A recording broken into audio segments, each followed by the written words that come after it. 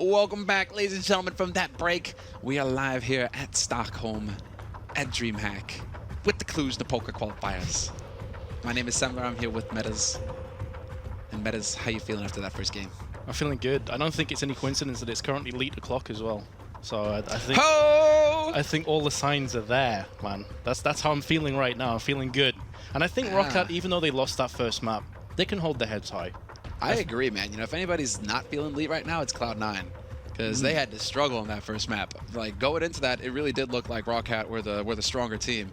Just a few slow rotations, a few missed calls on their part, really in key rounds. I think that's the main thing. What it boils down to is, you know, they're making solid calls, they're making solid plays, but when it came to crunch time in the big rounds, they just couldn't quite bring it together. And so Cloud9 were able to eke out a win. But even if it's cold here in Stockholm, Sonny bringing the heat.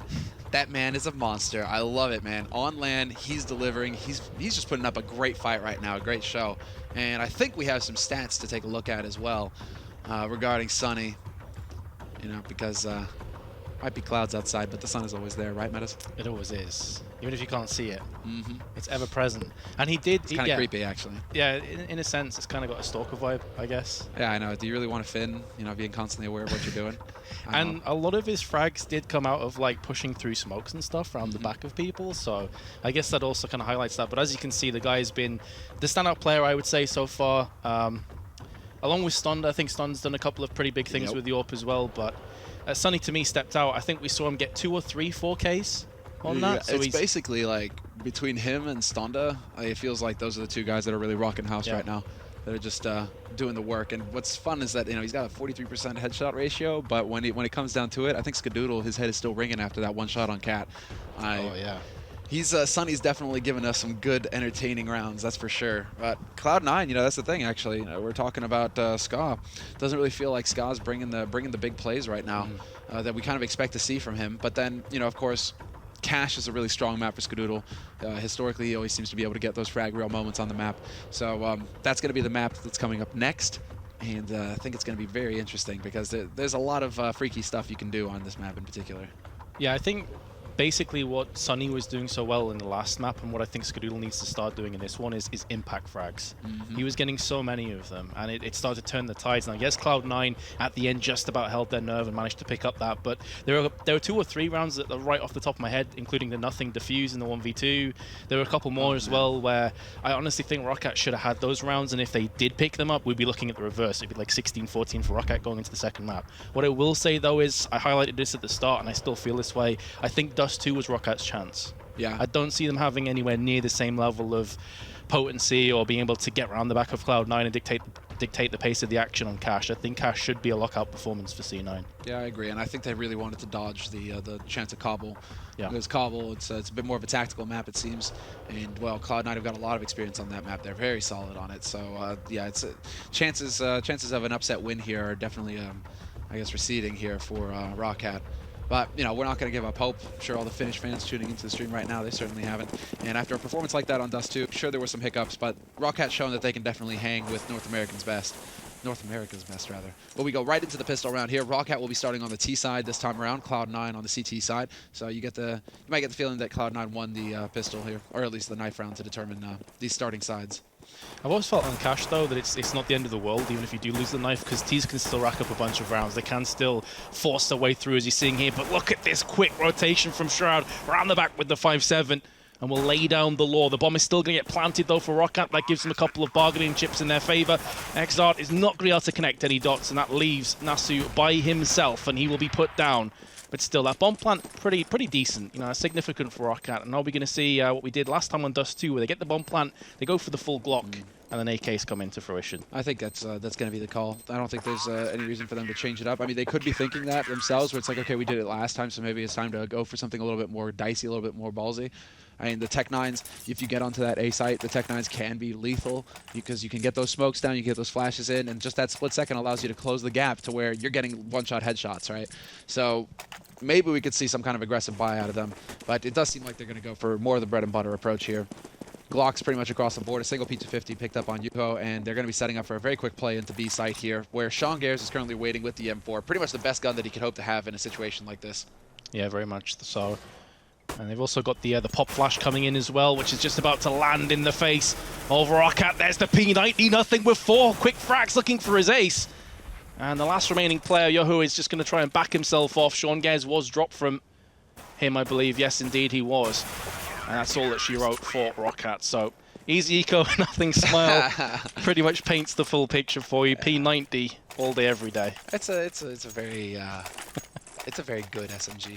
One thing to note is that out of the SMGs, this one is unique. You don't get $600 for a kill with the P90. You only get the 300. So don't think that he went and made massive cash there. He did get 4 kills, so he is obviously going to be getting, you know, a decent bit, but it's not the huge cash influx that you'd expect out of an SMG sprayed out like that. And the cool thing about the P90 as well, from his perspective, is it's one of the few SMGs that I feel is still a viable choice when the AK-47s come through with the Kevlar as well. If you hold close angles, you can still rip players to shreds. MP7 not quite so much, so nothing is going to be getting himself picked off alongside Freakazoid. And it's unfortunate for Cloud9, but of course ROCCAT are making the most of that very aggressive push through from Cloud9. That could cost them big here, to be fair, as well. Like, Cloud9 going for that fast push. This could be ROCCAT picking up their first round. All right, these are the situations where ROCCAT failed on Dust 2, where they didn't capitalize on. You know, they had man advantage, and then they would be slow on the uptake, or they would just take duels that they didn't need to, and Cloud9 would be able to claw their way back into the round. This is a round now that should be impossible for Cloud9 to win. ROCCAT, with a numerical advantage like this, they still have plenty of utility as well. They should be able to just gather up, group up, and execute onto a site, and that looks like what they've got in store for us here. Going out onto the A site, they've got Nasu waiting over in Squeak. He can take the peek at Ska. And they have all the nades necessary to make their lives easy getting onto this A site here. Yeah, I completely agree. This should, on paper, be a clear-cut round to ROCCAT, but the P90 could be another nightmare for ROCCAT. This close-range Skadul using it in almost a perfect position, and there we go. He just peeks around the corner, gets it. A completely healthy Skadul still rushing through, picks himself up another frag, and from a 5-on-3, it's suddenly a 1v2 stacked against the Finns, and Xart is only on 44 HP. He's pushing onto the site. There's the second frag. 7 seconds on the timer, though, and he is going to be timed out. Very smart from Sean Gez. Just tucks his tail between his legs and sprints away. ROCCAT let another chance go begging. And Cloud9 will somehow get the 3-0. And this is where you can see experience. Like, Cash is much more of a, you need to be tight on your executions. I mean, barring just huge plays from a player like Sunny, for example, who can just kind of like manhandle people, you need big plays. And you need to be really tight in there. And look at how they actually executed onto that site, ROCCAT. It was one man at a time. One. Like, no refrags. Nobody just stacked up one on top of the other. So it's like Ska gets the 1 kill, boom, you instantly take him out afterwards. There was none of that there for ROCCAT. They kind of just like skipped their way onto that site, and unfortunately that's not going to cut it. Cloud9, they have the fragging power in the Shroud and the Ska. You can't be giving them that kind of opportunity. And speaking of op, Ska's got it now, so this is going to get even more tricky here for ROCCAT. It is, and just the 1 AK, which was on Exalt from the end there, as he tried to clutch out the round for his team. Nothing is going to be biding his time. Coming round the back, there's 2, looking for a 3rd, and he does connect all of them. Sunny, in turn, will bounce back with 2 frags of his own. At least he has a bit of Kevlar, so aim punch is not going to be too much of a deal, but the issue now is for him is he's being encircled, does do a lot of damage towards Freakazoid. But now all Cloud9 have to do is he's stuck in a corner, just wait. Yeah, they don't need a face. All the pressure is on the terrorist from this point of view. They really don't need a face. For that reason. Can they even go and pick up Ska's op now? Hey, they might actually lose the op. This is a hugely expensive round for Cloud9 at this point. Yeah, Shirada's going to die. Can he actually make it, though, to get that AWP? That's a big save if he can do it. I would love to see it. You know, nothing is beautiful and everything, but, like, I would really, really love to see if he actually saved the op. Only time will tell. There's the triple spray down from nothing from Checkered. Okay, they didn't. They didn't save it. So, yeah, I mean, that's economically damaging for Cloud9. That was a hugely successful round for ROCCAT. They'll take it, yeah. That was so expensive for Cloud9. They lost the op on Ska as well. Like, that was a very good round for ROCCAT. Because they only had 1 AK, right, that was saved. The rest of them only had, like, pistols. Yeah. So that was pretty huge. And yes, Cloud9, you look at the top of the scoreboard, they're 4-0 up, it's looking good for them. But the issue is with their economy, if they lose 1 round, that could quickly become 2 or even 3. Such is the nature of CT side on Cash. So they have to be so careful here. And Ston, for the first time on this T side, is going to be rocking out the AWP on boost. Yeah, we saw what Stonda was capable of on Dust 2. Very competent opper. He's opped plenty in the past as well. Even way back when he used to play with Alu, you know, like they would trade off on the opping duties. Like, Stonda is very capable. So now they're going to be looking for that peak in mid. if they can find at Freakazoid his usual spot, playing in Z Connector here. Waiting to see if anybody's going to try and push through. Smoke is down. He's not going to peek before it, but now Shroud with the aggressive play into A main manages to pick off Sunny, and there's Shroud getting another one. Freakazoid even able to trade 1-for-1. This is a fantastic bounce back into the round here for Cloud9. Yeah, just what they needed. And you saw them kind of give up mid as nothing peeks round, but there's Shroud from behind once more. It's going to all be on Exart, who was the only player who didn't have a AK in his hands, or at least an AWP. And here we go, he's going to be looking for that 1D, can't land it, he gets shut down. And you saw that ROCCAT got a lot of ground through mid, but it was the Shroud push through main that just stopped them in their tracks, because then they have to be worried, is he coming up from behind? They started to slow down, they couldn't execute through highway, which is I think what they initially wanted to do. And they just got choked out, like straight up. Cloud9 has a really solid round for them. Yeah, no, that's the kind of stuff that Cloud9 are going to be capable of on Cash. It's really going to take something random, I think, like either a player going big, or just a random, like, you know, push onto a site that catches Cloud9 off guard, something along those lines. Because if it gets down to, the nitty-gritty where Cloud9 can slow down the pace, start sussing out what ROCCAT have going for them, I really see the Finns struggling in this situation, in that kind of situation, rather. That's kind of what we were alluding to earlier, is that Cash is going to be a much more difficult nut for them to crack. You know, coming through here, and we're already seeing they're running into a couple of roadblocks. They've had opportunities though. That's been the issue, I suppose, for Cloud9, because going through towards the latter stage of this tournament, of course, it's going to seem like forever in the future. But if they make mistakes like this against the likes of Mousesports, they could be completely punished. But that being said, as far as it's concerned in this round, all is good for Cloud9. It's a 3-on-1, and Sunny's only on 19 hit points, and he's about to get found out from Shroud. Or maybe not. Maybe he's going to pick up a couple more kills. Now there's Freakazoid point blank, and Cloud9's continual victories continue here as either gone to 6-0, I believe it is now. Just pretty crazy stuff. Yeah, they're kind of just going to start walking their way through here. This is a map where also we should see a much closer scoreline. Like 9-6 should be as wide apart as it gets. If you get into like 10-5 territory, that's where you really screwed up your first half if you're ROCCAT. So they need to really start getting some rounds on the board right now. If Cloud9 get up to 9 rounds right at the beginning, that's just not acceptable for ROCCAT. So all the pressure now on the Finnish lineup to get something done. They get a full buy after that round of eco, so now they have everything they need. Like Cloud9, I like this mid control, aggressive mid control from them. In fact, they're not even going to give ROCCAT the space to breathe. It's really cool to see how they've changed things up, because before they were giving up mid completely, but they were pushing through main, they were pushing through B as well. So to see them now go aggressive through mid and kind of give up the main control, as we're now seeing ROCCAT going in there, that's cool. It keeps ROCCAT on their tiptoes, and they can't take anything for granted. So Cloud9 playing the mind game, so they have lost the first player in this round. So again, ROCCAT have a chance to save that, and 2 quick-fire frags for Cloud9 put them down once more. And they pretty much have to go for this A play now.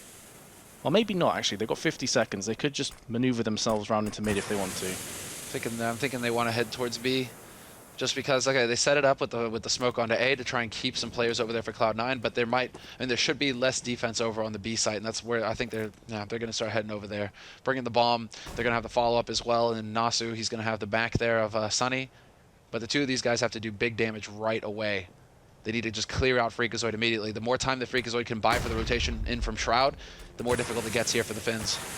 You can see that Shroud has made a lot of ground as well, as has nothing through mid. There's still a player. It's going to be Stond in mid, but Freakazoid comes in, very nearly 2 frags. 8 seconds left on the timer. Nasu is so low on HP, 5 seconds. He needs to get that bomb planted. He's just about got it in the nick of time. And now the next issue comes. X-Hurdle is this a 2-on-2 retake. And Nasu is very low, but so is Shroud. This is another huge round for ROCCAT. They need this if they're going to start to bounce back. This is really where it starts to get very tricky, and there it is. Peek out from Stonda, takes out Sean. Shroud attempting the wall make it look like? And yeah, no joy for him. He's actually going to have to back off here. Had me worried there for a moment there, ROCCAT, with how slow they were setting up that B-side take. Freakazoid even able to pick up the 1 kill, but they get the job done in the end, and ROCCAT, they should both be able to survive this. Nasu may be just a bit too close. No, he's just out of range there, so. Whew, yeah, man, deep sigh of relief, I think, for ROCCAT that they actually managed to hold on to that site. And Stana with the big play. That kill on Ashawn Gears was key. Yeah, very well played as well. They kept a player in mid, knowing that the rotation would come through there. They didn't want to be too one-dimensional. Cloud9 sent all their players through CT side, so very smart play from ROCCAT. And yeah, 6-1, still not a fantastic scoreline for them, but at least this gives them some building blocks, I should say, to start to work off. And there we go again. It's that man Stonda, one of the standout players for ROCCAT, that's going to open up their account here in round number 8. A kill like that is definitely going to make life easier, that's for sure. That opens up mid as well. If they wanted to speed up into it, they could have taken control of mid, given themselves some more options, ROCCAT. But right now, at least, they're still kind of... Well, actually... Did they decide to rotate into mid now? I think the problem for the CTs on Cash is if you lose the first player in mid, it forces one of the sites to become weaker as a result. We could see there that Shroud instantly rotating off quad through onto highway, and now they have 2 players in mid. So in doing that, they're moving that second player off B, and it's effectively now a 4 versus 1 if they push through right here, right now, onto Sean Gez. And he kind of knows this. His spidey senses are tingling. He's going to throw that smoke. It does stop this push. That's so smart from him, but he could get caught out with a flashbang. No, he's not. Here comes the retaliation push, and he doesn't get a frag either, so that's huge for ROCCAT. Only 1 player remains. That's nothing, but way too many angles for him to cover. And this has gone from being a pretty bad round for Cloud9 to an absolutely horrific one. It's all on Skadoodle, and they know exactly where he is. Yeah, they've got him boxed in as well, because look at this, Yuho, right behind him. And okay, then Stonda. Okay. Yeah. I mean, what's interesting is that they're just so straightforward, actually. ROCCAT. They don't go for like B split pushes or anything of the sort. Like, it doesn't really seem like they're a big fan of splits. They go up to A sometimes with the speedway push, right? But going on to B site, like we haven't seen them going through vents pretty much once right now. Like, even when they could potentially take over mid, getting that initial kill off a Freakazoid, like, you know what? Now we're just gonna go through the main entrance and just bully our way into that site, right? So Sean just a split second too late with that flash. We saw it go past the shoulders of the initial ROCCAT push, and so, you know, he just gets completely overwhelmed. And from there on out, ROCCAT, that's the thing, it's just no fear at that point. You run in, you get the job done. Here comes the boost up from Cloud9, though, trying to catch ROCCAT, and they know this. They've already read the script, they have a player there, wasn't able to get the frag. But now Sunny's pushing in through mid, need to get this kill. He's not going to get it either, he gets forced in, finally gets himself 1 and a second frag. He's an anti-eco, though, so can't get too carried away. ROCCAT showing his fangs. Yeah, definitely. Because, you know, he's an Eco Cobra, right? Well, is he going to get any more frags here? That's the question now. ROCCAT should definitely have this round, but then again, we've said that before in the past, and look what happened. It all came tumbling down. Yeah, and I mean, you still got Freak with that CZ75. He's playing on the site itself. He's assigned a force, actually. He's assigned a punt. I mean, this could get a little tricky here for Freak. Holding a nice angle, but now they know exactly where he's playing from. Still, wow. He nearly takes out 2. Yuho just down to 12 HP as well. CZ75 is so scary. And they're actually making this fairly expensive here. Nothing looking to try and deny the plant, but it's not going to be necessary in the end. He gets shut down. But now we actually have ROCCAT starting to chain together some rounds. This is where it gets interesting. Right where they start dancing on the edge of completely losing control of the first half, they manage to come back into this and make it interesting. Absolutely. Cloud9 will be able to buy up here, as that was a full eco in terms of no Kevlar thrown in for good measure, but it's not going to be a fantastic full buy without an AWP, without diffuse kits again. Yeah, Skadoodle, I mean... He's having a bit of a quiet game, I think it's safe to say. Yeah, a little bit. I mean, really, he just... they feels to... Oh, whoa, that is sexy. The run boost up, unfortunately for Shroud, it doesn't work, but that was so sick. Right into the embracing arms of Yuhu. Yeah, but they're doing a very good job of just hanging back ROCCAT. Now that they can feel that Cloud9 are starting to feel the pressure a little bit. They know that Cloud9, they're not going to be full equipped. They're just taking their time. They're even going for boosts up on a red existence. You know, he's looking at this. He's like, very good, boys, very good. This is what he used to like to do. But I mean, it's just super defensive at the start, make Cloud9 nervous, and then go off the play or go off the pick like they just got there with Shroud. I think this is even more of a pretty sick call from ROCCAT, knowing that the likelihood is with the full buy coming from Cloud9 that they would be lacking a bit of utility, that they would be lacking some defuse kits, and trying to expend that utility, and then with like 30, 35 seconds to go, start to push in, knowing that there's going to be a lack of a shield, a blanket, if you will, from Cloud9 to stop the push, and that's pretty much what's happening here. Sunny, finally, they have utilized the vents, and they do reap the rewards as well, and the benefits. Nothing is going to be coming through. Has picked himself up another frag, but of course they know exactly where he is, and they're about to conquer line their way to victory. And here come the frags, thick and fast for ROCCAT. They line up for Skadoodle. I was thinking just for a second there, surely not the 3-man. It was so close, though. I do like that, though. Even if they do line up in the end where they kind of get tight clumped, still, it's just like, look at that. Nothing. He doesn't see anybody. He peeks. Boom, 3 guns facing him, right? Like, you're going to die. There's nothing you can do there. So we really do see ROCCAT coming back into this half in a big way. Right when they was just on the brink of starting to completely fall apart for them, they force a second eco out of Cloud9. Cloud9 now, even after this eco, they might be hard-pressed to get the full buy. Well, let's not go ahead and make it too easy for them here, guys. Like, let's stab each other in the back. Yeah, don't get too excited now. And that was the problem they had earlier, right? When they should have won that round, I think it was like 4 or 5. And it was a 5v3. They pushed onto A. They didn't push together, and they started to die one by one. So it's good to see them realizing that mistake and rectifying it. Just get on each other's butts. Just don't let there be too much of a gap, because you need to be able to refrag effectively. That's what it's all about. Yeah. And they're doing a very good job right now of just making use of the of their economic superiority, right? You know, ROCCAT, they can afford all the Molotovs, the flashes, the smokes, everything. So what are they doing? They're just chucking them all over the place, making sure that Cloud9, they can't really hide anywhere. We saw that, you know, much to Freakazoid's dismay. Sandbags in mid, he got caught. Shroud, though, doing a good job. Skadoodle is there. Sean not going to be able to pick up a kill, and that's actually calamitous, because now Shroud, he's literally getting locked out of his own sight. Shut down out of his own house. His job, he isn't even looking for the frag. His job is literally to close that door in his face. The troll moves are real, but this is a fantastic little mini comeback as well from ROCCAT. They were 6-0 behind. I think we can call this a full comeback. Yeah. I think we can go that far. Like 6-0, and now they managed to put 5 rounds on the board. That's really solid work. As I said before, like dancing on the outskirts of a potential just a landslide loss, and suddenly they're right back into this one. All the pressure on Cloud9. They've gone for a double AWP as well. Yeah, here we go. So a lot of funds put into this round. Well, this is the big round. This is it right here, the big round, and they're going for even more aggression here. Double push into Squeak. Nasu takes the one. Oh no, Nasu takes both. Oh, that's a bad play. Cloud9. They're going to be hurting after that one. Skadoodle forced off. No, that's Freakazoid. He goes in, but that's not good enough because Sunny's there for the refrag. Oh, this is big. Complete and utter devastation. Cloud9 just gets slaughtered. Double AWP pickup, and they only get 1 frag in this entire round. They go for the ultra aggression, but Nasu, and we've been kind of disregarding Nasu, honestly, but I mean, he's got 5 frags. He was sitting on 3 frags before. Nothing went his way on Dust 2 either. He just kept catching bullets to the face, so we really haven't been able to see much from Nasu. But talk about a crucial play. That could be like the play of the map right there. A double kill into Squeak completely opens up the defense. I mean, that was huge. Talk about a good time to come through. And let's mention Sunny as well, by the way. 15 frags. Yeah, Sunny just continues to be like the all-star here. And if memory serves me correctly, as we're seeing Sean can't even save the AWP. Yeah. Why does he go for the peek? Huge mistake. It was Sunny that came in to replace Joel's, right? I'm pretty sure it was.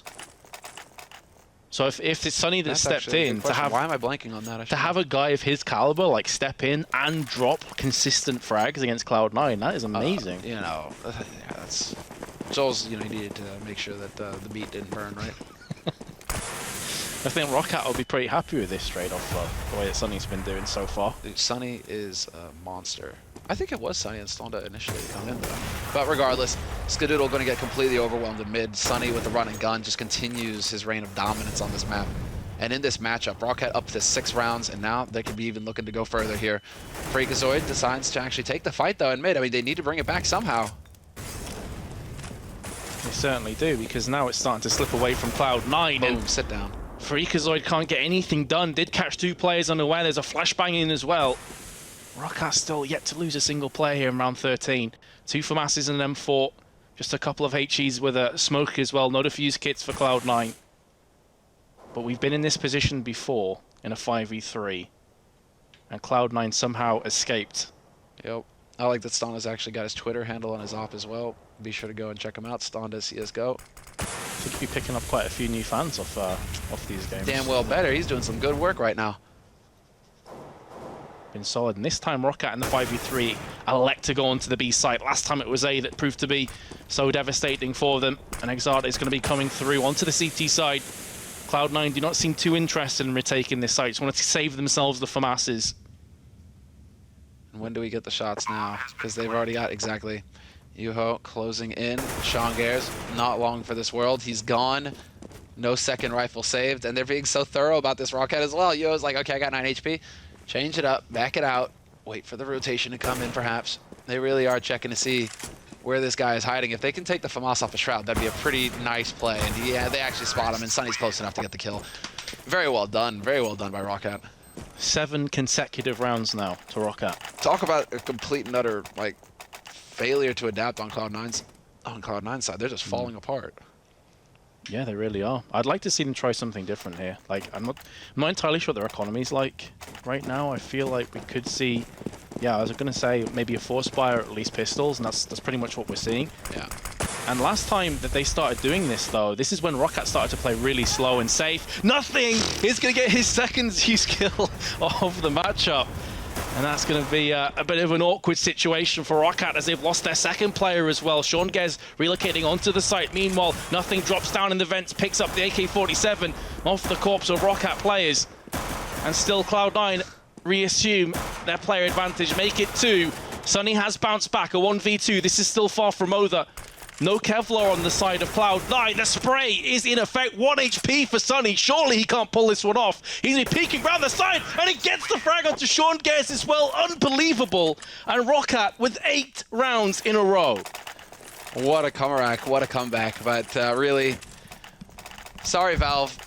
But that Zeus has nothing, like, should not be in a pro game. Like, get rid of it, please. Like, $100, sure. Put it in casual, sure. But don't put it in don't make it available for that price in a pro game. Because you're just talking about a guy who made a $100 investment, kill in one shot a guy who's invested at least $3,700 to $4,500 in the round. That's ludicrous. That is so absolutely stupid.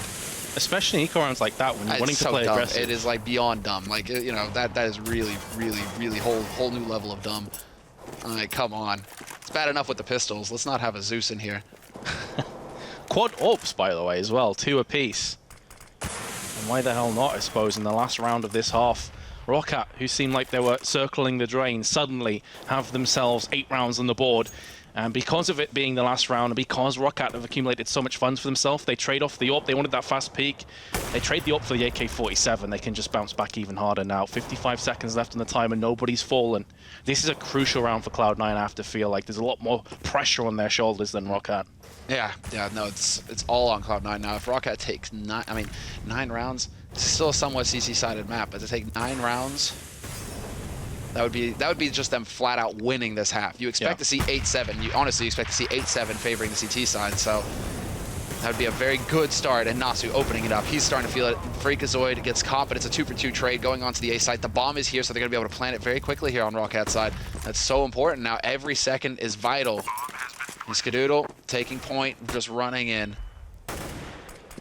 Still 2 AWPs in a retake scenario. This not fantastic for Cloud9, honestly. If ROCCAT just play this one passive, as we know they're capable of doing, this should be theirs. The Molotov is going to force them out of position, and that will be into the crosshairs of Nothing, who's picked up his second frag and a third as well. And I was thinking in that double up, you know, this could be ROCCAT taking the 9-6, but Nothing steps up to the plate and delivers again. Yeah, that one rifle making all the difference right there. The Molotov as well. Yeah, So, huge. Well played there by Cloud9 with the retake, and that's going to put it 8-7, going ROCCAT's way still with the advantage. But 8-7 nonetheless, and talk about a complete and utter comeback coming in from ROCCAT. 6-0 for Cloud9. You're thinking, okay, this is where maybe ROCCAT pick up a round, but the Cloud9 come right back into it. You can see one of those just devastating scorelines right off the start. But ROCCAT really made a half out of that, and now all the pressure's on Cloud9 going into their T side. Now we have to see if Nasu can continue this form that he's found all of a sudden, where he's starting to land some good shots. And if they can actually lock down on the CT side, because on the Dust 2 side, CT, they did look a little awkward, you got to say, for ROCCAT. Like they looked like they were hesitating a little bit on the calls that needed to be made on the rotation. So we have to see if they're going to be a little bit more decisive here. And, well, to start, 3 over on B. You know, if Cloud9 were going to go for a rush kind of play to start things off, ROCCAT would have been prepared for it. They're going for the standard. Actually, this is very standard stuff from ROCCAT. 3 over on B, 1 in mid, and 1 holding back at truck on CT. They're playing a retake at this point. Yeah, that's exactly it. If the B push comes in from Cloud9, you can connect bullets to faces. If not, you can just rotate yourself back onto the site. Oh, XR should have had that kill. He had everything going for him, but Shroud just spins around and headshots him. And in doing so, that puts so much pressure on Sunny. The drive-by headshot from Cloud9 has been finished off from Freakazoid. And I gotta say, Exart, if he connects that shot, things could have been so different. Yeah, the fact that it's a 1-for-1 for Shroud there, that's huge. And well, just also so impressive on Cloud9's part, they actually walk into the stack. They're so stubborn that they actually make it work. And now, well, they're actually gonna save. And this isn't a bad call to make either. 2 on 4, it's never going to happen. So you might as well save the kit and the Kevlar for the next round. Exactly, yeah. Because then if you want to maybe even force, from ROCCAT's perspective, I'm not entirely sure what their mentality will be here, but if they force, then that's going to be a lack of aim punch, you know, onto stun potentially. Yep. And of course, that defuse kit's always really important to have. So yeah, I completely agree with you. That 4v2 retake, unlikely that you're going to get anything done now. Even if you get a couple frags, no problem. Cloud9 can buy back up without too many issues. So let's see what the Finns are going to go for here. Shroud seems deep in thought there. If they're going to go for the... I mean, we're hearing something purchased, but not quite sure who's doing the purchasing. Yeah, it is going to be a force buy out of ROCCAT. Okay, then. But then for Stonda, I mean, this really works out for Stonda as well, because he's got the benefit of Kevlar this round. He's only made the single investment. Now he's going to save hard here in this round. Rather than forcing up and spending money, he's going to get out of this round with 1,500. Go into the next, which should be a hard eco for his team, and then he'll have the op in the buy round. So this works out just fine for Stonda. I was just curious if someone would drop him across a pistol, because with him playing so well, I'd almost like to see him with one of the 5.7s. I feel like he could probably wreck some faces, you know? True. So instead of having USP, I mean, USP's a decent pistol up against no Kevlar, but when you got full Kevlar from Cloud9, I mean, that USP is just not going to be doing the same level of damage as a 5.7 is. But hey, maybe there's a reason for this. Practicing this. Oh, I mean, one thing that we noticed is that ROCCAT have a soul. Not a single Zeus picked up. Nothing's got bagged himself 2 frags with that. I was going to say monstrosity. Maybe that's a bit too far. I'd go so far as to say it. It's pretty terrible, though. I fully agree with you. You can see, though, that Cloud9 are going to be forcing their way onto the site. This should be easy peasy, and Nothing is going to land himself a shot. There's Freakazoid onto headshot, onto stun. And, well, Cloud9 are going to reassume their round lead here, and will be 9-8 ahead. CZ Kevlar, I think he wants to try and pick himself up a frag and try and retreat from this, but the fact of the matter is he's now been locked off onto the side. There is a defuse kit right next to him, but he's going to go for the frag instead. He's picked himself up 2 frags. Oh, the timing of that flash was so unfortunate. He might have been able to pick up a second one there. I admire his bravery. I admire that he wanted to take a few players down with him. Yeah. Instead of just backing away and getting caught in the backside. Well, all right, now we're starting to get towards interesting times. We should have another round of eco here from ROCCAT, so maybe a stack, maybe a YOLO rush out of them. I mean, hard eco from them, no surprise there. And yeah, stack on B. Might just run straight into the tunnels, get this over with quick. Yeah, there it is, the peek, the walk in. The only man who's going to be at risk here is Nothing, but he's already out in mid. Rest of his teammates will have spotted that A is clear by now. I wonder if hearing those 2 vents shatter is going to force ROCCAT to back away and try and pick up the frag onto Nothing now. They're still keeping with their initial tactic, and that's to come through, and it's going to be Nothing. Oh, he turns around! That's going to be his life lost! And if nothing else, ROCCAT will be able to salvage a Galil out of this round. So that in itself is almost a mini victory for ROCCAT. They weren't expecting to get anything from this, and suddenly they've got an assault rifle. I mean, 2020 hindsight, right? But like, you're leaving the guy with the rifle alone? Why not put one of them MP7s out there? A gun that you're really not going to care about losing. I mean, a Galil as well, it's like 2,000, sure, but still a rifle that could be saved and used here by ROCCAT for free. Yeah, especially when you consider the angle that he was playing as well. It's like mid to close range and vents. No reason to peek here for ROCCAT either. There's going to be hoping to get some exits, doing some damage, trying to dink somebody up, trying to keep him close enough for that bomb to go up and perhaps kill somebody off. I mean, they will be able to get the kill with Sunny. That's well done. And he holds onto the gun as well. So, yeah, solid work in the end. They managed to save 2 AKs there, Cloud9. They get the round. I think that's the most important thing for them at this point, though. They just need to get that strong start and close out this map solid, get that 2-0 win. So, 2 rounds in the making. Finally, Stun has his AWP. That's the reason why we saw him having the Kevlar earlier on and not upgrading to a weapon. And let's see if those 2 rounds of patience is going to pay off for him. No boost so far for Cloud9, so he's not going to get any action as of yet. Here comes the push from Cloud9. It's going to be through mid and B respectively. ROCCAT are going to have to try and hold their nerve here. Exot again in no man's land has just got way too many terrorists firing on his location, and it seems like that rocky, shaky CT side is coming back to haunt them here on Cash as well. 2 players falling in the drop of a hat, and they have to just save. And the Cloud9 again get themselves on the board. They're so effective. They're so aggressive right now, Cloud9. Not giving any respect. Nothing catches Nasru out. There's the Galil returned. You can pick that up if you want. Nothing in Shroud, man. They're really doing good work right now as far as the frags are concerned. No surprise to see Sunny sitting at the top of the board for ROCCAT. He really is proving to be like the top dog on that team as far as frags. But just such quick aggression, I think that just really caught ROCCAT off guard. Quick aggression into the B halls, ineffective smokes as well. Cloud9 were able to find gaps in the smoke to exploit, and so it makes it really difficult to hold. Unless you have both players there just holding right in the entrance, where you can set up a crossfire point blank. I mean, 2-to-1, it's not going to be good enough. And Stonda, he's making it expensive for Cloud9 at least.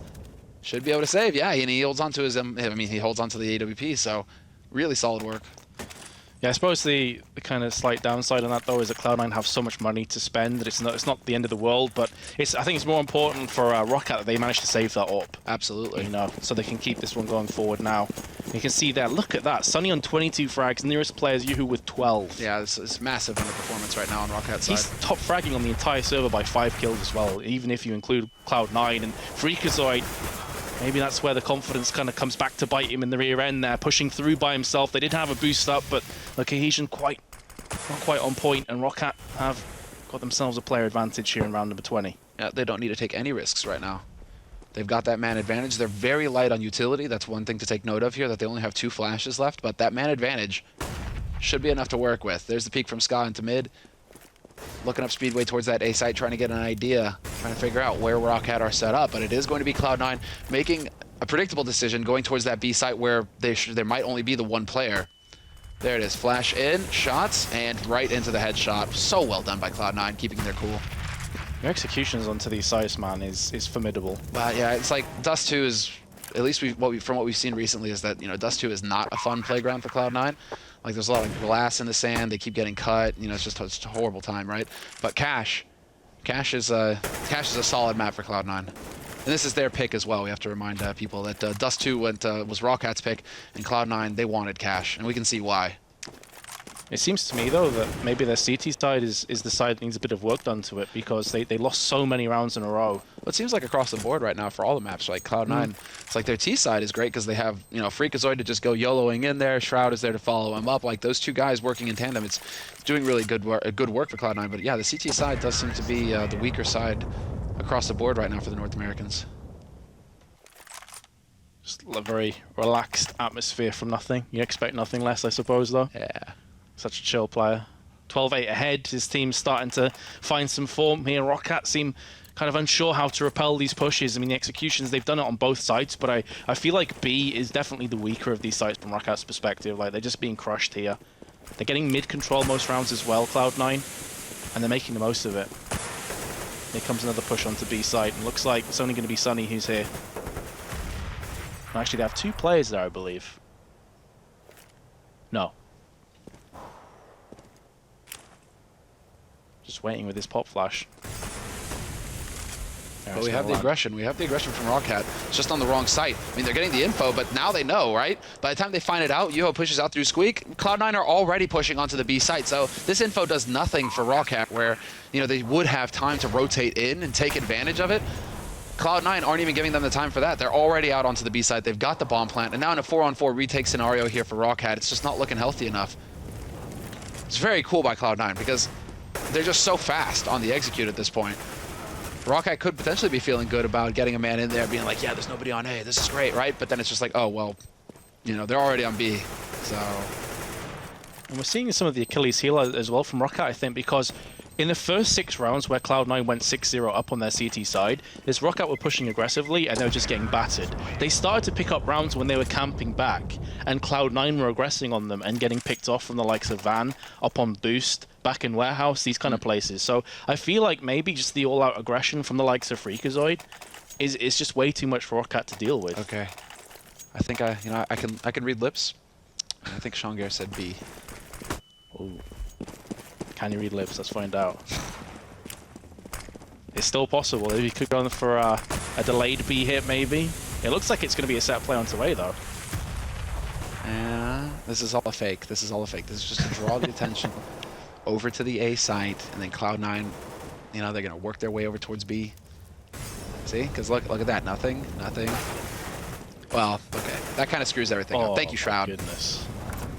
Shroud with 2 sick entry frags there. Just headshots across the board. And, well, if they're hoping for that fake onto the B, they simply don't need it anymore with those 2 frags. That's going to put ROCCAT at a 14-8 deficit unless they go in for this and pull off something miraculous. Instead, they're going to save a massive lead now for Cloud9. And ROCCAT's woes continue. They've just been outclassed here on Cash. I mean, I'd be very interested to hear what the analysis desk has to say about this Cash performance. Yeah. I don't think there's going to be a whole lot to be said, though. It's just kind of like Cloud9 showing up and ROCCAT don't know how to hang with them. I think that's it. It's because you're seeing a lot of just individual performance. It's individual aim that's making the difference. You can't afford, at this level, you can't afford to have just one guy doing the killing. Unless that guy's like Shocks or something. Yeah. You know, but even Shocks, you know, we learned at the majors last time around, you know, Shocks has that kind of play, but then he doesn't have anybody to back him up. It's a bit similar right now. Sunny, he's playing lights out, but, I mean, you can't have a 10 frag difference between the top fragger on the team and the runner-up, right? You really do need, like on Cloud9 right now, where there's like 2 or 3 guys sitting fairly close together. Yeah, it's just, not everybody is hitting shots on ROCCAT. 25, there's 11 frags. Insane. Between Sunny and the runner-up. That just can't happen. And even though his team's 6 rounds behind, he's still top frag. And now they just lost Sunny as well. And they've lost the talisman. That could be what's happening as well. Is then, you know, Sunny feels like he has to take more risks. He has to try and be the one, you know, to just, you know, it's leg day, bros. You know, just like carry everybody on his shoulders. But because he's feeling that additional pressure, Cloud9 are just going to slap him around. Very reminiscent of Kenny S. You know, back in the day, firing. Yeah, but Kenny S was like godlike. There's no comparing Kenny S to anybody at that point. Like, he was unique. Yeah. He was definitely a snowflake. I mean, like in the respect of maybe too much pressure on his shoulders and not being able to carry like 4 people all the time on his back. But Sunny, the fact that he dies first, I mean, it doesn't really bode too well for ROCCAT. But they are still in this round. You know, all things considered, both the players on Cloud9 are very low. An AWP and a Scout on the retake. Not a huge fan of this, but the flashes could still prove to be pretty huge. They both come up the catwalk, and Shroud is there with the AK-47. Has the pixel perfect crosshair placement, and that leaves Stond all by himself. He doesn't fancy this, wants to save the AK, maybe play for the overtime. Painful that he can't even save an AWP right now for Stonda. That must be very, very difficult for him to do. You know, knowing that you're going to be 15-8 behind. Yeah, at this point, you need 7 rounds in a row. And, well, they did it in the first half. So, you know, always possible. Can't count them out just yet, ROCCAT. But it is definitely a huge advantage now for Cloud9 to just lock this down 2-0. I mean, Dust 2 really was the danger zone. And Cloud9, they managed to dodge that, so it won't be going to Cobblestone. It should be wrapping up here. There's very, very low chance of ROCCAT being able to fight back in this kind of situation. And I feel like a lot of the teams, if they're watching this right now, may fancy their chances on Dust 2 against Cloud9. I just wonder if Cloud9 may go for a ban sometime in the future on that map. Depending if they're playing against the likes of mousesports, for example, who are pretty solid on that map themselves. Oh, either way, Jesus, Shroud. Shroud, though, like, first kill was good. Second one, not quite up there, but it looks like the rest of his team's doing the work. I say that, but there is Sunny again from Highway. Gives his team the player advantage. He's hungry for more. We've already seen him bag himself a couple of 4Ks already, but he gets shut down with authority from Skadoodle's AWP. And that leaves us with Exart and Stond, all that remains for the Finns. What is Skadoodle Judge Dredd now? I am the law. Hey, that was pretty brutal. I could picture Scott as the judge right there. I would pay to see that movie. Oh, dude, that movie is so sick, so underrated. Yeah. Definitely. Oh, nothing. It's not going to happen this time. But the law is here, and the law does not miss. Picks up one. He's going to be playing for the second, and he's going to get it done. Scott, that's the kind of performance we're looking at for Skadoodle. He's going to deliver once again, and that is going to be a 2-0 win for Cloud9. I don't think it comes as a huge shock for anybody. In the end, the analysts, you know, they can get something right every now and again. So 2-0, and well, very straightforward stuff. But Metas, I think that was a good game to get us started off here at the qualifiers, and now we get to hear exactly what the desk has to say about it. So guys, take it away. Let's hear it. Well, Semler already cutting into our desk. It's my first time hosting. This desk is going to be perfect, Semler. I'm telling you right now, there will be no mistakes. I mean, look how fast we went through the schedule last time. No Richard and Thorin to distract us. Yeah. It almost felt a little weird, if I'm honest. That said, it was the 2-0. but not quite in the same fashion we might have expected it. Dust, too. That was a very impressive game from the Finnish side. Yeah, I felt like that's the one they should have won. They just mocked up a lot of stupid rounds. The one where nothing was able to defuse the bomb comes into mind. Another one where it was like, 2-on-4 or something like that that they lost. So I guess it's one of those things where you're a mixed team and those kind of mistakes are bound to happen. But at the same time, it has to be said, especially early on Cash, Cloud9 it was not on point. They had a lot of communication issues as well. Yeah. So it was a I guess the scoreline is a bit of a contribution of both those factors. Yeah, I feel like that's too. It's also like first game of the day for them as well. You know, maybe a bit too relaxed for their own good. And I felt that it was ROCCAT's game to lose at one point. You know, and unfortunately they did lose it in the end. Like you could see, like in the last round, in the 30th round, they slowed it down. Like it happened before in the T-half as well, and they instantly lose the round whenever they slow it because their coordination is not on point for that B split they try to take, you know, so. Yeah, we'll get into more detail about it as well, but we've got an interview ready actually with Sean Gers, the leader of Cloud9. Of course, to do that, it is our new boy again, Paula, joining us for the second week. Thank you very much, guys. Yeah, I'm here with Sean. Congratulations on that first win. And so I've got a couple questions. That first map was relatively close at the start. You know, run me through that. Yeah, I mean, we had some weird, communication issues throughout the whole match that we typically don't have, actually. That was so weird for us to have problems like that. We haven't run into that. We bounced back, though, so that's all that matters. Were you surprised by the way ROCCAT played, the skill level of them? They had some amazing kind of moments. Sunny was really, really going off. Yeah, they did a great job of seesawing between the sites on both maps. Really pushing areas and then ending up going completely somewhere else, which is what I was referring to with our communication errors. Is we didn't do a very good job, in my opinion, of calling numbers like we typically do. And yeah, their shots worked great because of that. Yeah, I mean, you're known as a bit of a mastermind, someone that watches a lot of demos and has great knowledge of the game, of course. Did you have that same sort of knowledge coming in against them, or were you not able to access as many demos, or did you, but you just weren't able to figure them out as you played?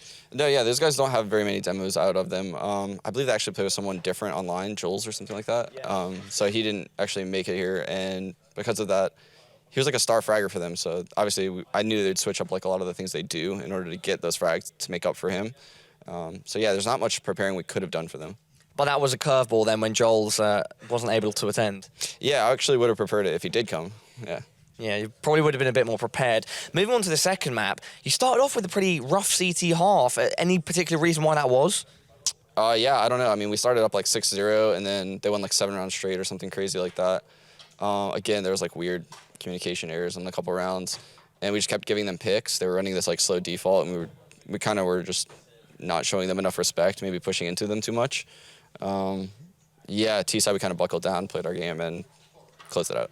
Yeah, so was it a case of them adapting? Because, again, you got off to a rough start in the CT half overall, but at the very start, yeah, you went up 6 rounds. And so was it then that they adapted and then you kind of couldn't fight back against what they were doing? I don't think they necessarily adapted. They just kept getting mid-control late. And I'm not really sure what our problem was. We kept on giving up weird picks. We tried to counter it by playing 1-3-1 when they started doing that. That didn't work, so we went back to our default setup. That didn't work. We just basically kept on giving them picks, and they were doing a great job with the picks that they got. They were doing a really good job of faking areas and going to weaker areas. And final question then, going on from here, what are you going to be doing in the break leading up to your next match? Is it going to be, going back to the drawing board, thinking about who could we potentially be playing? How are we going to correct the mistakes that we made? Yeah, actually, I definitely want to stick around and watch the Aussies play Dignitas, see who we play. That's the benefit of playing the early match is you get to watch the person that you're going to be playing. Unfortunately, their benefit is they get to be warmed up, so it doesn't matter. Each person gets something. Awesome. Well, thank you so much for your time, Sean. Best of luck in the matches coming up, and great performance in the first game eventually. So I think we're going to go back over to the desk, and so Sodakist and the guys are going to take it away. All right, guys, thank you so much, Paula. Thank you so much, Sean Gers. And, yeah, interesting points to make. They did start very well on that cash side, or the CT side, 6-0 up, and it crumbled. 7 rounds unanswered that went against them. And, again, you talked a little bit about it. Yanko, I almost said Yannick again. I'm sorry, but Yanko, just that Cloud9 looked to not be playing at their potential, and that could have cost them. I feel that like after they were up 6-0 on cash, they got a bit too relaxed. Like the first round, ROCCAT won was a 3v5 round on B side. Then the next round, it was actually like Sean mentioned, maybe some communication issues because Shroud was supposed to throw a Molo on boost spot and he didn't, and Freak got picked by Stonde with an op because of it. So they lose that round. It forces him to go on an eco, and me and Natu were talking about like that's how things start going wrong for you. I mean, if it were another team, maybe, you know, a stronger team, I think that could have cost Cloud9 a map, and that's something they need to look, I mean, they need to fix that before their next game. Anders, any thoughts from you on that and just Cloud9 in general? There were so many cool details. I mean, on Cash, but there were on Dust 2 as well. There were so many small things. We sort of highlighted that 1v2 from nothing when he ended up defusing the bomb in that A-bomb site. I mean, there were some mistakes you could always point to. You know, why didn't the Finnish players go more aggressive? You know, they had 2 people left alive. But it actually was like a really nice detail. He threw away that AK, picked up the AWP, and as soon as he fires a shot, they're going to be instantly a little bit worried that they peek into an AWP, and then he just goes defuse instantly. I think he knew that just the sound of the AWP was the only thing that was going to buy him time for it. That's actually a really interesting point, really fine detail. And speaking of nothing, we actually do have a highlight clip of him over the first 2 games we're going to take a look at right now. So we can actually take a peek at some of this. This obviously starting out on Dust 2, huge play in Cat. That actually came off the back of Sean Gears getting an aggressive peek with the scout shot that gave him the confidence, but this is the one you were talking about. Yeah, this is where he just fires. I mean, he just fires a shot and instantly goes for it. He instantly runs. Yeah, and this is, again, him and B. He had the spray down here with the P90, and he was smart not to chase the ace because Sean actually went down. This was the second one off the back of a flash. He waits, they walk into his crosshair, and there it is. There's the troll face. Like, that was beautiful. He gets like finally, someone frags. maybe might get more memes than me. I can finally relax. That'll be...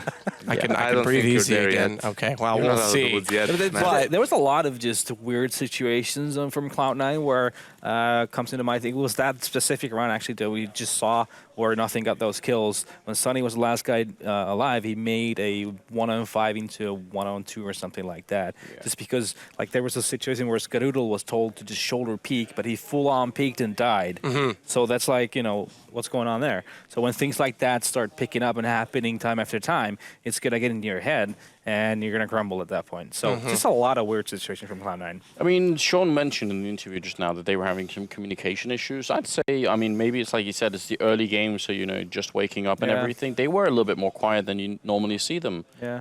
Even when they were winning in the beginning, they were just a little bit more relaxed. So, yeah, they were just like out of steam, sort of, felt like. Yeah, and it was interesting because we were in here listening, and you were saying, like, oh, one of these games, I just want to sit here and listen to Cloud9 and watch them play so we can hear their communication. But it was the Finnish side that was really amped up after each and every round. Yeah. And I mean, it'd be great. I mean, Nacho, you could understand what they were saying. The rest of us, I think I only know 3 words in Finnish now. It's like 1, 2, 3. So, and even that helps. It's crazy. Literally 3 then. It makes a difference. Like when they on Dust 2, some of the time they'd run out and you can hear them calling. They'd be like, you know, like yksi, kaksi, kolme. They'd actually say how many people were there, and if they get it wrong, because we can see on the overview, if they get the wrong count, it has a huge impact on the round. Yeah, it would be surprising. I guess would be that on Cash, a map that needs a lot of structure when you're playing on T side, and then picking up 7 rounds was a surprise to me. And the manner that they did it was they were calling things on the fly. Someone's going to say, I'm going to smoke this, I'm going to Molotov this, I'm going to flash this. And when you look at the big picture, it actually looked like a team doing it. So and well, it looked like a team, but there was one player that stood out in particular. Perhaps if they had a 10th cloud in the sky, it wouldn't have been so sunny, but he had some huge highlights throughout the 2 maps. Yeah, starting it off. Even, I mean, Dust 2, he was started off strong as well, but Cash, he was 22 frags, I think, leading the way at one point. Before this match, I was talking about him as a player, that I've always been talking to him as well, that he needs to use this aim of ease to more of an effect, because he does use a lot of time on DMs, but just has not had the courage of playing in a manner where the skills that he has should be utilized. I think he managed to show us during this particular match just how much he has to offer. This was I think a crazy performance from him. We were praising nothing just now, but you actually had a point on Dust 2 to bring up about like the way he was holding headshot box in the middle. Like that almost gave, or it did actually kind of give the round up. Yeah, that was like the pistol round, the second pistol round, where ROCCAT did a long fake and then went B with I think 3 guys with C4, and like nothing was the guy behind headshot on B plat. Like he was the farthest player from A site, and when they called, like nobody called the bomb or anything. They just called 2 guys long, running or whatever, and he started moving just a little bit. He started moving from headshot, and he got caught. And like, yeah, C9 ended up winning the round, but in another scenario, they could have easily lost the round because of it. And it's something like that you should try. If you're a B player, you should pay attention to the calls by your teammates, because like, even if it was A and he got there like a second or two earlier, I don't think it would make much of a difference. I think that looking at it from the positive standpoint, from ROCCAT's standpoint, everyone that's been writing them off, you were saying immunity is going to be your dark horse. I think at this point, how ROCCAT was playing in this game, actually, I can see them keeping a lot of trouble to both Dignitas and immunity for sure. Yeah. I mean, if they can keep this composure and be relaxed, not care too much, and just enjoy, they can be a threat. Well, that's the thing we said leading into the preview for this group, is that we expected Cloud9 to be the team that would walk out of it. They were the favorite, and that we said Dignitas could take down Immunity, who qualified last time due to the Oceania region. We never really factored in the Finnish, roster, ROCCAT, as to how they might play out in this. And if they play to that caliber, then yeah, we could actually see them, upset Dignitas. We could see them upset Immunity very easily. Yeah, I agree with that. Like, I think there's more chance for them to upset, of course, either Dignitas or Immunity than Cloud9, because you could see like on cash when they're not as comfortable, when C9 switched to their like T side, then they have their strats, executes, they're more structured, and ROCCAT couldn't cope with it. So I think Dignitas is not like as close as to prepared as Cloud9 is, so they would have a lot more chance against them. Moving forward, if I'm Dignitas or Immunity, if I'm playing ROCCAT, I'm going to ban out Dust 2. Yeah, I'm going to veto Dust 2 for sure. Because obviously that's a map that's going to benefit a team that does not have as much structure. You could equalize the situation with individual skill. But I just ran into Schneider outside, and he said everybody knows the Finns are really good at playing Dust 2. So it's he's got a taste. I remember this year, actually, Copenhagen Games, he was playing with Property, and they were like, what are we playing Dust 2 here? They got 16-5 in it, so. Yeah, that's ridiculous. Even in the qualifiers, they like had a 14-1 T-half against Reason and a 13-2 half against SK, which ended up being a 16-14 in the end, but still. So yeah, I think like all the other teams, Immunity, Dignitas, whoever, just banned us. And it could be, it could be a problem for Immunity, since they prefer the classic maps as well. So it could get interesting if those two teams. And that's one of the things that comes into play as well, because if you are going to ban out Dust 2, but it's a ban pick rather than ban, which is the older style the tournaments used to go with, then you have a risk of letting through a map you don't like to play. And if they then pick it, it's the lesser of two evils, perhaps. I mean, which do you factor to be better? I know that's really hard to call, isn't it? I mean, I guess that depends on how deep their map pool is at that point. I mean, what do you? We know, ROCCAT. They're not going to play Overpass. They're not going to play Inferno. So they're going to first ban. It's going to be Overpass. All right, let's see if Dignitas and Immunity just heard you now. You just gave them all the information they need to know. I'm just saying, it is what it is. Yeah. Sean was bringing up another point during the interview here, this what he called seesawing between the bomb sites. Actually, I was really impressed by how ROCCAT managed to play that, because they did, they would attack long, they'd get in a fight early on, they'd trade evenly, but that's great if you're on the terrorist side. Then they'd make a call to run back into B, and they'd make it early and fast enough that actually really hard for Cloud9 to keep up. Yep. Not many teams succeed in doing that. I don't know if you guys were picking up on that too. Yeah, how they would take control of long, like the C9 would call that the rest of the guys are long. They would rotate like CT and A site, and they would just immediately run straight all the way back. They would maybe throw a smoke to not allow C9 to get as much info, and they would get like in B site for free and win the round after that. It was good play from ROCCAT. I have to say, I predicted that it was going to be an easy game for C9, and they surely surprised me. Like, they put up a great fight. And was there anyone? Oh, what is this? Wow. What are we getting thrown here? Oh, wow. We've got the Australian fan base coming in. Of course, they're playing in the next game. All right, let's give them space here. We can give them space. Come on. That's fine. There we go. There we Koala go. bear. All right, well, we'll get to them in a minute. I should have like a Danish flag with me or something. Right? Danish flag, yeah, just blanket it over top of it and then be, That's right. It's a good thing you threw it to Yanko, because you might have just been like, Shaquille O'Neal didn't have the I ain't touching it. But let's talk a little bit before we do get into that next game. Of course, we are going to get there. It is Dignitas versus Immunity, same thing, best of 3.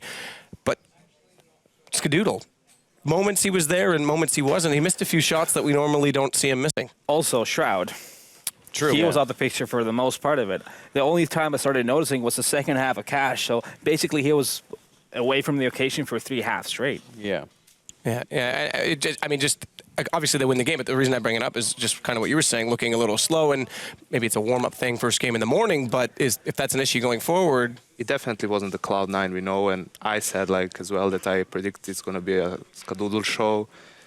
you could make like a show of missed shots only from those two games. Like honestly, I don't think he'd like that show very much. Yeah, me neither. Actually, maybe this is a really minor point, but something like a mentality that some of the NA teams have suffered from for a while. I think some of them still do.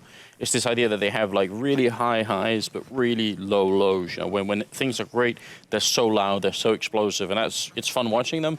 But when things start to go bad, they just can't pick it up again. I feel like, you know, I brought up this point that they weren't like very hype, you know, they weren't shouting a lot, but actually when things were going badly, even someone like Shroud or something, when they weren't doing so well, they weren't really complaining a lot. I mean, they don't have a lot of players left now that will start to yell or be really angry like that. I feel like, I don't know about you, Natu, but when you're in those games, like as a player and you're playing against a team that you're like so confident that you're gonna beat, you have that feeling that like, no matter what's happening during the match, somehow we are gonna like win this map. Like even if they were like supposed to lose us too, I think they were always like, we're gonna win this somehow. Yeah. You know, I think they needed, like, as Sean said, they needed to have better communication. But I don't know, I feel they were like relaxed through the whole game. I think the sign of that is the fact that they never took a timeout, which they should have probably done on both maps, to be honest with you. Yeah, we never saw either. Especially on that first half of Cash, when it started slipping away from them, they should have timed out, but never did. So yeah, you got a good point there. I think it's a thing when you're the team that is expected to win, and you are the team that's like, you're thinking, okay, on the back of your head, no matter what's happening, you're thinking, we're gonna climb back, we're gonna win this. Well, I think that pretty much covers everything. That's a great point, that they are, you know, confident at least to get into it. They're sitting in the winners match, Cloud9. Of course, ROCCAT, they moved down to, unfortunately, the bottom of the bracket, but they don't know who yet they're playing either side, because we still have Immunity and Dignitas coming up. We will, I guess we can talk a little bit about it now. We will get back to it. What is going on? What's going on? This is getting out of hand. What? I don't know. I thought we got rid of like the immature people in London. We left them there, but apparently Semler's made his way to Stockholm. I don't know, I think they're paying him like a lot for this. Like first the koala, now the flag. What's next? Apparently Semler's being sold to Australia now. I don't understand. We're gonna get where are you? Spiders on the desk and yeah. Where's the alligators? Snakes underneath. yeah. Big blue earthworms. There we Stop go. talking, mate. Do we have any more like Australian stereotypes? I don't want to get too carried away, but I don't think we covered most of them. Kangaroo, did we say? I think we got there. I think it was a kangaroo on that flag. Yeah, well, next time he's going to just bounce through. He'll kangaroo through. Let's actually, before we do go to the break, let's preview that match just a little bit again. Immunity, they were in the last major, of course, went out in groups, but a decent group stage. They only lost by 3 rounds in the deciding matchup against G2, then Kingwin. But they don't have the Oceania qualifier, so they actually have to perform here. That's not the free kick that Renegades and they normally get. Both of those teams actually could come under threat here. And, of course, playing against Dignitas, a team that didn't make it last time, they're going to be hungry for it.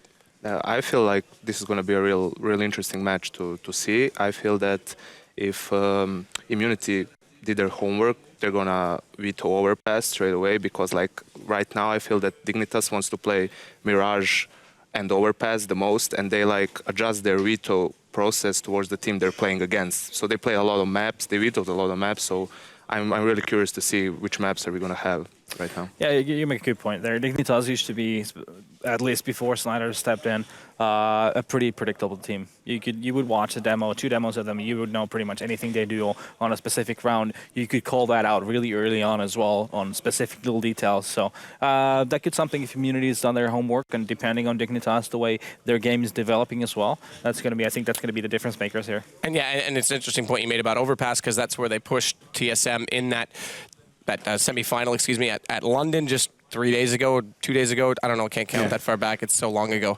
But as well, Schneider coming in, it is a bit of a curveball. Yeah, absolutely. And I mean, we were sort of theorizing in London about this idea that they were going to try and cut him loose and let him be like the 5th player. I heard him outside. He was picking up on like individual Danish phrases, mostly things we can't say on air, sadly, but it was still good. Still shows that there's like some sort of like internal chemistry going on, but that's important too, that he doesn't feel like a complete outsider in the team, because obviously the other 4 guys will have been more closely knit. You brought up Immunity and how they played at the major, and I feel like because they never made it to the Lanxess arena, their achievement in the group stage sort of got eclipsed a little bit, which is a bit of a shame. That happened actually to a bunch of teams. There were a lot of teams in the group stage that actually played super well, but we never really got to talk much about them, because then the rest of the show sort of went on. for this particular show, for this particular game, I'm gonna be looking at Ricky all the time. Ricky's nuts. He was nuts at the major as well. Huge up. Ustillo is another player that actually comes to mind as well. But you know, how much does Ricky really bring to the table against this not so op happy right now Dignitas side? Because Pimp is now in the opposition, and is that really even a fair battle? Yeah, that's so hard one to call it. Really, I'm actually intrigued to see in the long run how Pimp is going to fare with that op. From what I saw last weekend, he was doing a pretty good job, but you know, at the same time, he's such a good rifler as well. So I'm not sure if that's really is it smart to move on that opping role. Well, someone tweeted during London that like Dignitas should maybe just try and stick with the old NIP setup Yeah, where they played with 5 rifles. I feel he's a much better right now rifler than an opper because like being an opper, it's not just about raw aim. Like you can see a lot of people have good rounds with an op just based on aim. It's more about timings, positions, angles. Like you have 7 maps, you know, you're playing. So seeing like finding out what suits you the best. You have different style of oppers, more defensive one, more aggressive one. So I think like right now he's not in his best spot, but maybe going further, we'll see. And it's one of those storylines we've got to keep an eye on. But that said, we will take a short break. We are going to come back with map 1. It is going to be Immunity versus Dignitas, and there are massive implications already in the qualifying stages.